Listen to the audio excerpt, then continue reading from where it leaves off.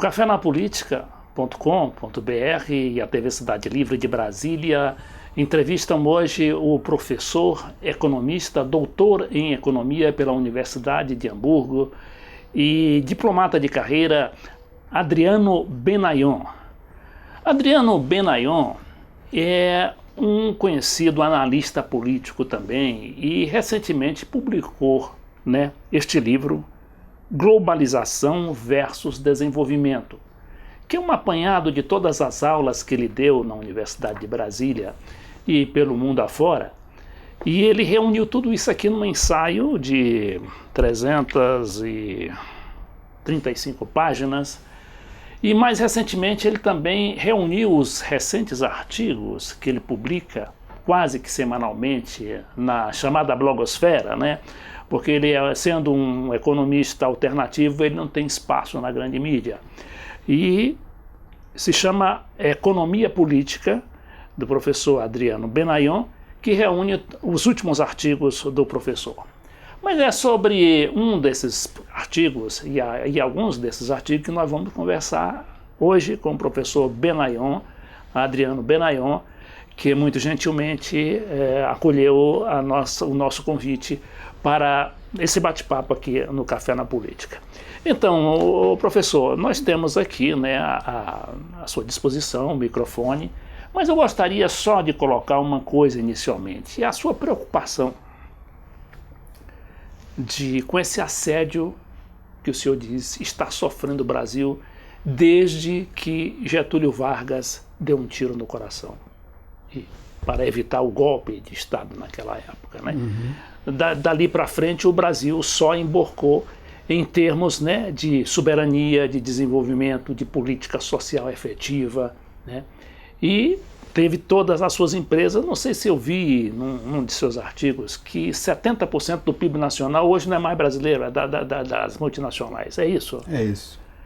Então, eu queria que o senhor explicasse assim, com mais, com essa sua verve de professor, como é que isso acontece e por que a população não reage, não há uma, digamos assim, que nem um processo argentino ou venezuelano que se levante contra tudo isso e impõe uma política social mais efetiva. Não é fácil de responder a isso tudo, mas eu vou tentar o possível. Não, realmente, isso é muito abrangente e muito importante. Bom, em primeiro lugar, eu gostaria de dizer que esse assédio a que o amigo Leite Filho fez referência, ele é um assédio muito forte do Império que já vem de antes do golpe que eles conseguiram dar em 1954, em razão do qual o Getúlio Vargas se suicidou. Bom, mas, inclusive, eu nem vou entrar nesse detalhe do suicidou. O fato fundamental para o Brasil é que o presidente ali foi derrubado por um golpe de Estado, e também gostaria de dizer que o tiro que ele levou, a morte dele, não frustrou o golpe. Poderia ter frustrado, mas não frustrou, porque ela só revelou muito claramente, apesar de toda a enorme carga que a mídia, que sempre foi controlada pelo poder estrangeiro aqui no Brasil, vamos dizer, quase 100% da mídia aqui, sempre sofreu a influência da corrupção e da grana que vem de fora do país e do poder econômico ligado a esse poder financeiro externo que atua dentro do Brasil. Então, o que é que acontece? Apesar de toda aquela campanha, apesar daquele atentado forjado pelo Império, mas que foi considerado como realmente um atentado contra o Carlos Lacerda, inimigo do Vargas, na realidade não foi um atentado para matar o Lacerda, como foi montado na armação do golpe. Quer dizer, não obstante, a mídia e grande parte dos brasileiros acreditaram na tramóia do golpe. Então parecia que a opinião pública tinha ficado contra o presidente. Entretanto, o efeito que a morte dele teve foi revelar fortemente a enorme popularidade que ele tinha granjeado por tudo que ele tinha feito, principalmente no tempo da chamada ditadura, Estado Novo, cujas ideias e projetos ele retomou quando foi eleito em eleições livres, diretas, em 1950. Mas a partir do momento que o Getúlio foi eleito pelo povo em 1950, era evidente que ele era, como diz em francês, o Leite-Filho esteve há pouco na França, ele era, como se diz em francês, a bête noire, quer dizer, a besta negra, a fera do imperialismo que tinha que ser abatida de qualquer jeito. Então ali já, talvez no dia da posse... Foi abatida justamente pelo enfant-gâté da plutocracia nacional, que era o Carlos Lacerda. Era um carreirista político que se valeu naquele momento dessa questão do apoio quer dizer, da ojeriza que o Império Mundial tinha em relação ao Vargas, ele aproveitou para surfar, vamos dizer, nessa onda, né? Não, pois é. Então, essa coisa toda, né, a população realmente deu o seu apoio ao Getúlio, né? Tanto é que quebrou o jornal, fez o diabo. Só que aquilo ali não se refletiu em termos políticos e econômicos, né? Porque chegou o golpe, né? Mataram o Getúlio e implantaram o que eles queriam implantar, né? E o Getúlio não tinha implantado uma estrutura política com lideranças, com estratégia para estar pronta nesse momento para aproveitar o elan daquelas manifestações populares. Que com a morte dele foram milhões, dezenas de milhões de pessoas acorreram às ruas, tanto ao funeral como a manifestações, como você lembrou, em vários estados. Então estava claro que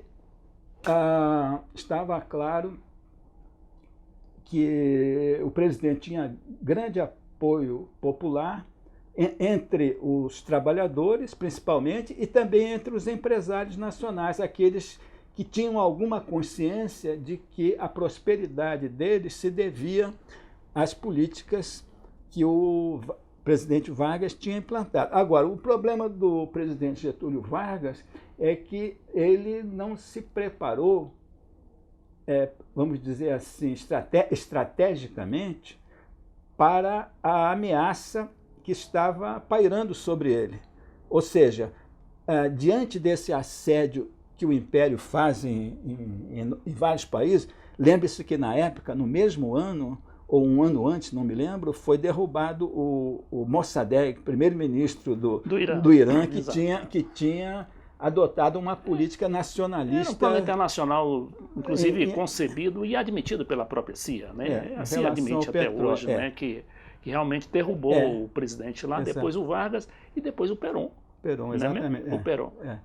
Exatamente. Agora, veja bem o Leite Filho. Então, eu estava dizendo que o presidente Vargas, com todos os méritos que ele tem, ele acabou deixando que o seu grande projeto de nação fosse abortado.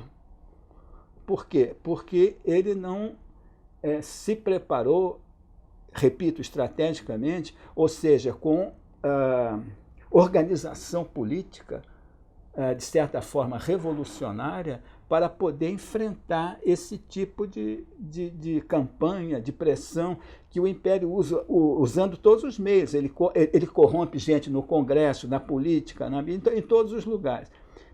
Até no meio militar, grande campanha no meio militar. Ele tinha incorrido num erro grave também, que foi insistir em mandar a FEB para a Itália. Aí começaram os oficiais brasileiros. Erro por quê? Porque o Brasil não tinha forças armadas organizadas.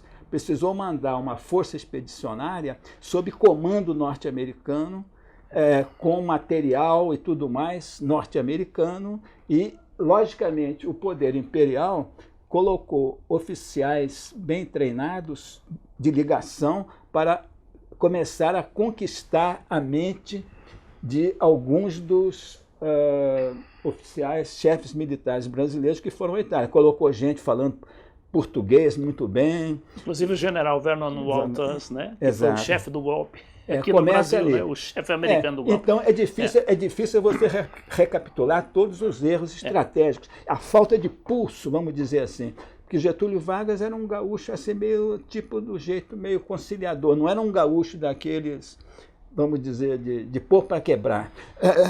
Então o que aconteceu? Inclusive a própria Revolução de 30, ele não agiu revolucionariamente, ele apenas veio na crista da onda revolucionária porque ele era o político mais importante do Rio Grande do Sul, mas ele nunca foi de briga.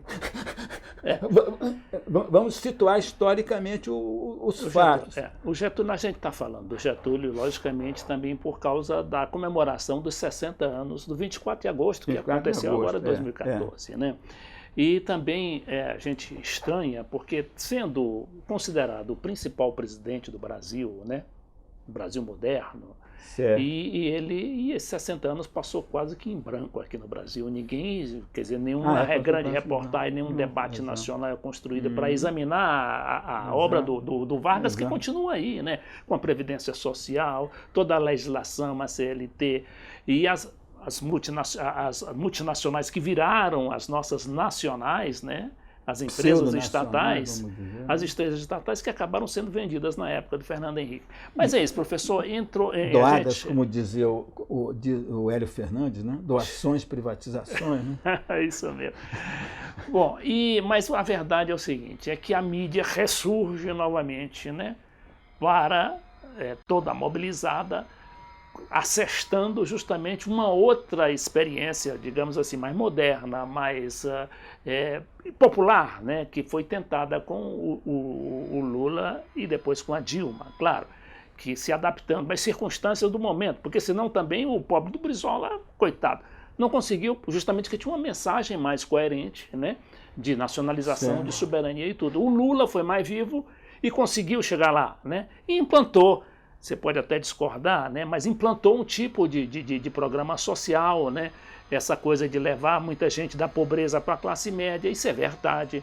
A educação melhorou de alguma maneira e muita gente tem oportunidade, a mãe, né? Quer dizer, o filho da empregada doméstica pode, se formar em medicina, não é mesmo? Quer dizer, não deixa de ser alguma coisa.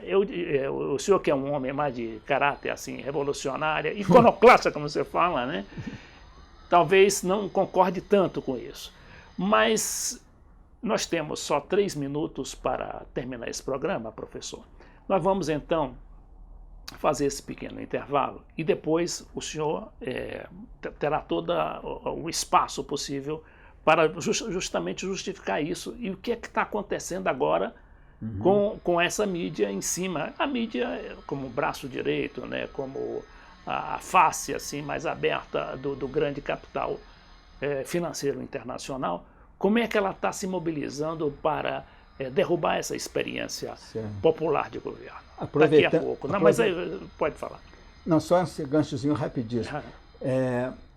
Há um grande economista norte-americano e escritor, que até foi grande assessor do presidente Reagan nos Estados Unidos, que era um conservador e homem também.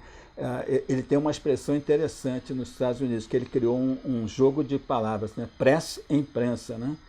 Então ele chama lá de prostitute, quer dizer, a imprensa prostituta. Né? Exato. É isso, né, que a gente vai abordar daqui a pouco no segundo bloco do cafenapolitica.com.br com o professor Adriano Benayon. Quem tem medo de Hugo Chávez? Uma abordagem sobre a nova América Latina. Suas taxas de crescimento com inclusão social que dão inveja à Europa. Mais do que um livro, esta é uma análise do blogueiro FC Leite Filho. Das políticas de Chávez, Lula, Dilma, Cristina Kirchner, Evo Morales, Rafael Correa e Daniel Ortega, que nos arrancaram das políticas de arroxo e nos mantêm longe da crise que afunda os europeus e até mesmo os Estados Unidos. Quem tem medo de Hugo Chávez?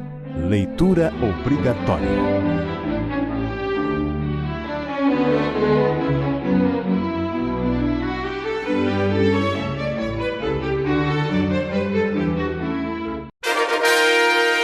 Desafios brasileiros na era dos gigantes. É um clássico de nossa literatura política.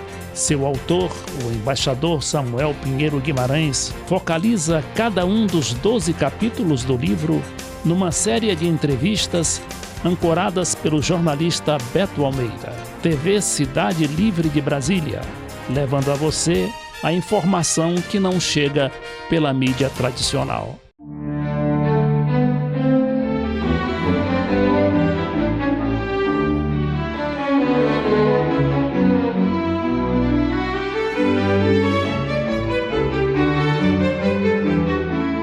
O cafenapolitica.com.br, neste segundo bloco da entrevista com o professor Benayon, Adriano Benayon, ex-professor da Universidade de Brasília, diplomata de carreira e economista com um título de doutorado, PhD, na Universidade de Hamburgo, na Alemanha. Então, professor, nós estávamos comentando desse assédio novamente da mídia, né? Agora que se desenvolve a campanha presidencial, né? Assédio que o senhor começou lá mostrando, né, a força da mídia desde a época do Getúlio Vargas, que passou vários governos e continuou mandando, apesar desse interregno aí que houve, né, a partir de 2002 com a eleição do presidente Lula e em seguida da presidente Dilma Rousseff.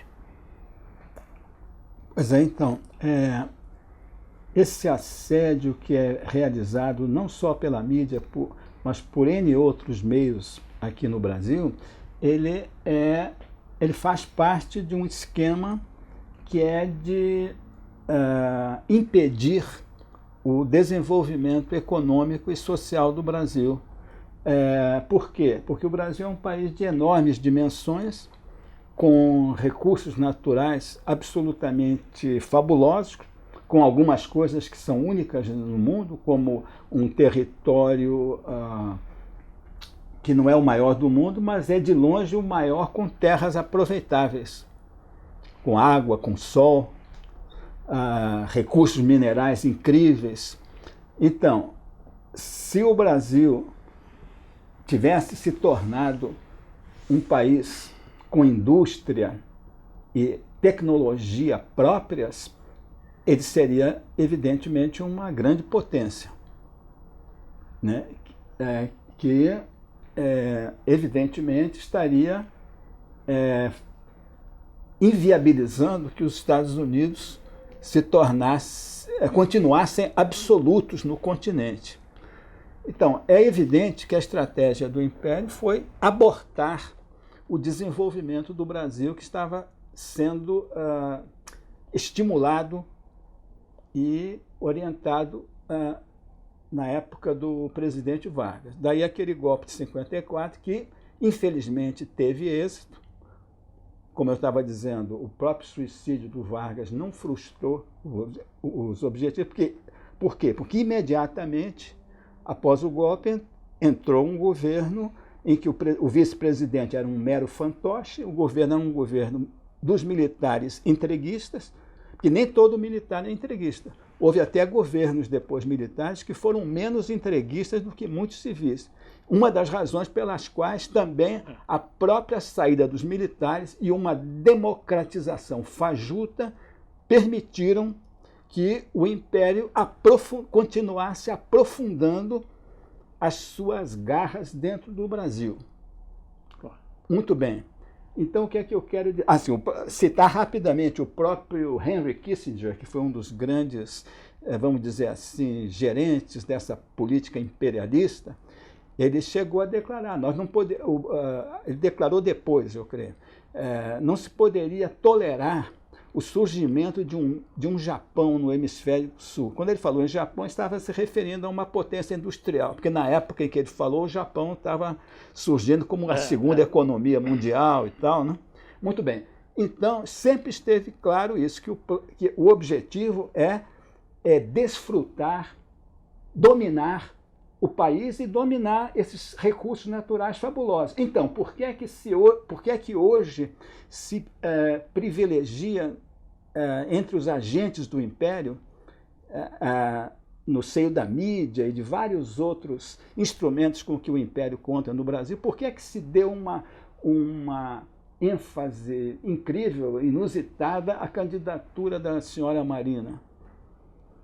Por quê? Porque ela tem uma trajetória de fazer atividades políticas e sociais que beneficiam o Império. Ou seja, uma pseudopolítica ambientalista cujo objetivo e resultado é fazer com que as potências imperiais controlem imensos territórios, especialmente na Amazônia, onde estão os recursos de subsolo, por exemplo, mais fabulosos do mundo, tanto metais preciosos como estratégicos.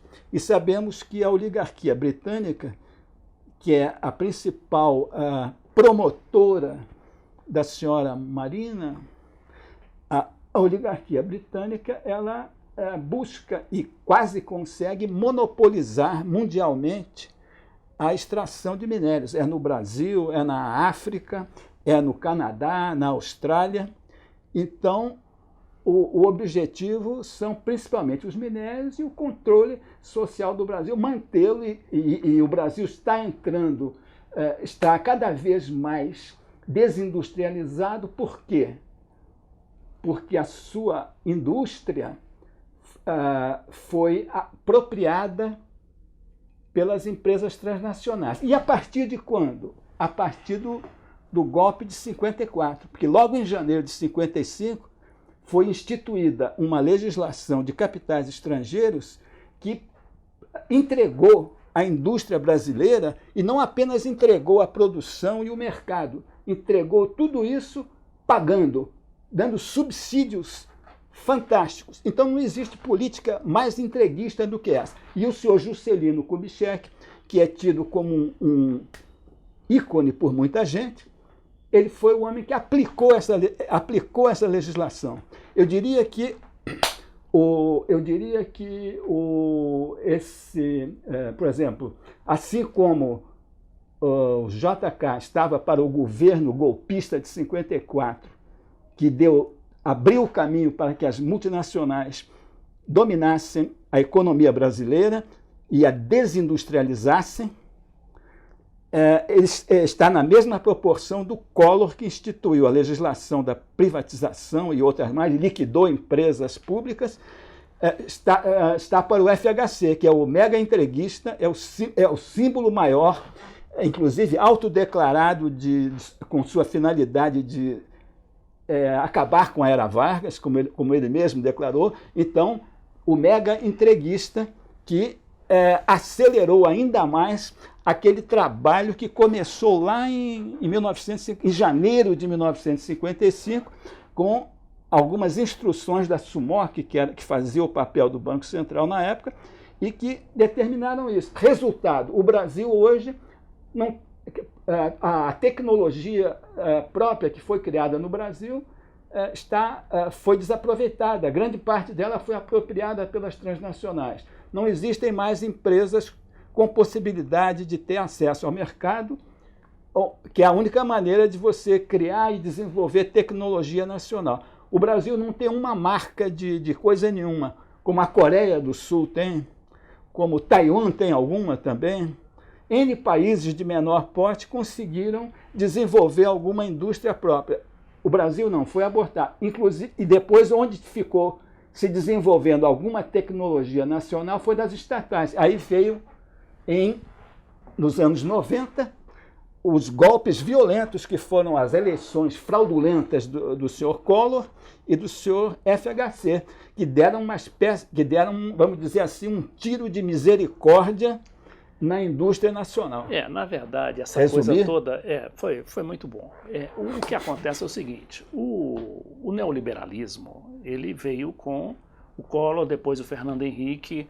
Foram quase 20 anos. Você falou muito bem há pouco, dizendo assim, muitos civis que se achavam melhores que os militares, né, menos comprometidos com os americanos, foram muito piores do que ele. Né? Fernando Henrique, então, Nem Sem se fala. comentário, né? Pois é. Mas o que houve também é o seguinte, houve uma reação depois, né? Partiu ali da Venezuela, né? Houve aquele movimento do Chávez, o movimento bolivariano, que inundou praticamente toda a América Latina, e o Lula e a Dilma também devem a essa corrente, né, terem, de alguma maneira, penetrado no imaginário popular para, pelo menos, chegar ao governo, não ao poder. Mas o que é que acontece agora? A CIA e todos esses instrumentos, né, de pressão dos Estados Unidos e do sistema de dominação mundial agora estão agindo violentamente na Venezuela. A Venezuela, no começo, em março, passou 3 meses, né, em completo distúrbio lá, provocado por estudantes financiados, treinados a partir do México. E agora, por exemplo, estão dizendo não, tem provas de que esse mesmo sistema está tentando agir em Cuba através, né, do envio de estudantes provocadores que saem da Costa Rica, da própria Venezuela e também do Peru, né, que é um país. Então é o seguinte, essa situação toda, né, de atribulação que quer se viver num continente que é um continente pacífico, que é o Brasil, no entanto, depende dessa política e claro que a eleição presidencial no Brasil, de outra maneira, né, mais sutil, digamos assim, ela visa justamente a provocar, né, esvaziar o governo ou derrubar de vez pelo voto. Exato. Se tivermos tempo, vamos pôr os pingos nos is. Ou seja, eu penso que sob os governos petistas, o Brasil não conseguiu criar uma situação de reverter todo esse domínio que a oligarquia financeira e os cartéis transnacionais estabeleceram dentro do país. São governos de compromisso, de tentar fazer alguma coisa em prol do país, até para ganhar uma certa base política, mas que tem uma deficiência muito grande, que eles mantêm essencialmente tudo aquilo que foi instituído pelos mega entreguistas, pelo Collor, pelo FHC. Não se reverteu praticamente nada. E continuaram os subsídios aos cartéis internacionais. Agora, ainda para pôr os pontos nos is, o Império não ficou satisfeito com isso, ele quer mais.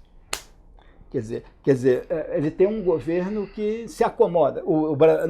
Não dá para comparar o Brasil com a Venezuela, porque lá houve um movimento, inclusive, que começou militarmente, começou com tiro e depois mostrou que tinha empenho popular, está sendo desestabilizado, como se fez no Chile, que deram dinheiro para os caminhoneiros, né, pararem o abastecimento, né? Deu dedó para eles não trabalharem. Em todo o país, na Venezuela deve ter sido. Agora eles não estão dando dinheiro, não, estão dando formação para os jovens. Também. Para os jovens. Isso é muito importante, professor, porque eu estava lendo aquele livro da Hillary Clinton, né?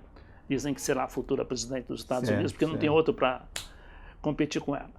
E ela conta nesse livro, chama-se Hard Choices, que não chegou ainda aqui no Brasil, mas está nos iBooks da vida, né, nos livros digitais. Ela diz o seguinte, que a mídia, que as redes sociais, que a sociedade civil é que prioridade absoluta dos Estados Unidos, né? E citam exemplos, né? O exemplo do Irã, né? Através do Twitter, através dos celulares, aquelas chamadas de celulares. No Irã tentaram, mas como a revolução era muito forte, eles esmagaram aquela tentativa lá, mas o governo quase caía também. E agora, né? Na Venezuela, achavam que o Maduro era um tipo assim... Ia cair de Maduro. E vão em cima de Cuba agora. Cuba já está se mobilizando, inclusive vai denunciar esse plano lá dos estudantes, né, na Organização das Nações Unidas. Pois é, o Império não cessa, ele usa quaisquer meios, quer dizer, o que o Maquiavel descreve nos seus ensinamentos, que deviam ser os básicos nas aulas de ciência política, o que os príncipes faziam pelo poder, parece até brincadeira de criança com o que o Império Mundial faz hoje, né? Quer dizer, aquela história de usar todos os meios para ter o poder, Isso aí realmente é fora de dúvida. E com os meios atuais, as tecnologias altamente desenvolvidas né, no campo da informática, tudo a serviço do mal. A psicologia, há um instituto que foi criado em Londres há 100 anos ou mais, o Tavistock Institute, que foi o mentor da propaganda, inclusive nazista, que o Império continua fazendo até hoje, repetir a mentira incansavelmente, desvirtuar os valores, tudo isso, como é que se diz assim, amolecendo a dignidade e a vontade de resistência dos povos dominados, inclusive os deles lá também, né? Quer dizer, eles têm a sua periferia, né? Sempre foi assim. São piores que a gente. Né? A Grécia, por exemplo, Portugal... Por exemplo, eu cito no meu livro, por exemplo, o Império Britânico, dono absoluto do mundo, saqueando todo mundo, né? O ouro do Brasil, as riquezas da Índia, da China, de tudo que era lugar, no auge do poder financeiro, dessa oligarquia da City de Londres, no século XIX, o povo lá de Londres trabalhava em fábricas imundas com crianças de menos de 14 anos, trabalhando no escuro, sei lá, 16 horas por dia. Isso é um império, quer dizer, ele domina e procura imbecilizar e, vamos dizer assim, neutralizar os povos todos explorados, inclusive os deles. Correto. Então, professor, nós temos mais 2 minutos, né, para terminar esse programa e gostaríamos de colocar o microfone à sua disposição para o senhor fazer uma pequena análise, né, do que está acontecendo hoje no Brasil e no mundo e alertar, na medida do possível, os nossos telespectadores. Pois é isso. Pegando o gancho com o que eu disse ali, que o Império quer mais, é o seguinte. Então, eu estou vendo o momento atual da seguinte maneira. O Império continua tendo no Brasil o que ele quer. Cada vez ele obtém mais concessões. Ele tem aquele monopólio de emitir dólar, qualquer uma empresa estrangeira, ou qualquer gringo, ou brasileiro mesmo, que tenha dólar, ou que tenha crédito no exterior, eu quero comprar isso tudo aqui, toda a Asa Sul, eu vou comprar tudo isso. Então eles chamam um corretor, vou comprar isso tudo. Problema nenhum. Ele liga lá para o banco, ele tem crédito, o banco lá emite um empréstimo para ele, acabou. Em dólar, aí ele compra tudo. Por quê? Porque o dólar é aceito no mundo. Então, o que o Império tem a fazer é só dar um clique no computador, ele compra tudo nesse sistema. Daí a importância que haveria de se criar um novo sistema que está apenas sendo ensaiado através dos BRICS. E por isso representa outra bête noire, né? Outra besta negra que se chama Vladimir Putin, né? Digamos assim, porque estão em cima do Vladimir Putin, né? O Putin agora, o grande ditador. E a China agindo discretamente ali. Eles querem transformar o Putin numa espécie de Saddam Hussein. Exato. No Hitler, quer dizer, e a capacidade de mentir, de usar a mídia é infinita aí do Império. Agora, eu quero dizer o seguinte, então qual é a jogada no Brasil? Com o PT, ele continua conseguindo tudo. O buraco do Brasil continua afundando. Mas o que ele deseja é que esse buraco seja cavado com maior profundidade e velocidade. E por isso ele tem 2 candidaturas, como se fosse numa corrida de cavalo, 2 cavalos que correm com a blusa do mesmo proprietário, que é a dona Marina e o senhor Aécio Neves, com preferência para a dona Marina. O Aécio Neves seria o faixa, como se usava na terminologia do turf, né, das corridas de cavalo. Mas a blusa é a mesma. E a dona Marina certamente tem preferência porque ela é um agente mais tradicional, que já há muito tempo colabora com esses interesses da oligarquia financeira, especialmente britânica. Daí que todas as fichas estão da grande mídia, de tudo mais aí do sistema, dos banqueiros locais que são subordinados à oligarquia financeira externa, o caso da dona Neca, do Banco Itaú, esse negócio todo que são mentores da campanha da Marina. Quer dizer, tudo isso é ativado para que o Império não só consolide, que é o que já está acontecendo, mas acelere o seu poder de dominação dentro do Brasil. Muito bem, professor. Nós agradecemos, assim, a presença muito honrosa para nós, do Café na Política, do professor Adriano Benayon, diplomata, economista, doutor em economia pela Universidade de Hamburgo. E o Café na Política volta na próxima semana com mais um dos nossos entrevistados.